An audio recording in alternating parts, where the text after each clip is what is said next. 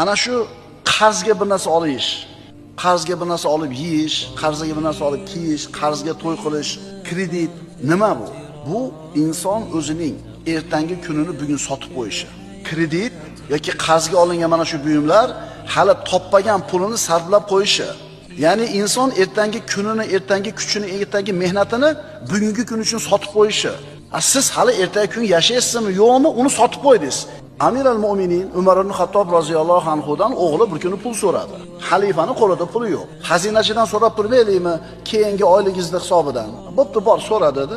Borib turib xazinachiga aytdi. Otami keyingi oyligini hisobidan, keyingi maoshini hisobidan menga pul berib turasiz ekan dedi. Xazinachi xalifa buyurdi deb shart qildimi? Yo'q. Otangiz keyingi oyligimdan berib tursin debdi-yu, lekin keyingi oyda yashashiga bir kafolat xati yozib bermabdi dedi. Bermaydi. Qaytib kelib turib otasiga, Amir al-Mu'mininga, Umar ibn Xattobga bermadi desa, bersa adabini berardim, jazolardim. Mana qanaqa yashash kerak. Bori bilan yashashga odatlanaylik.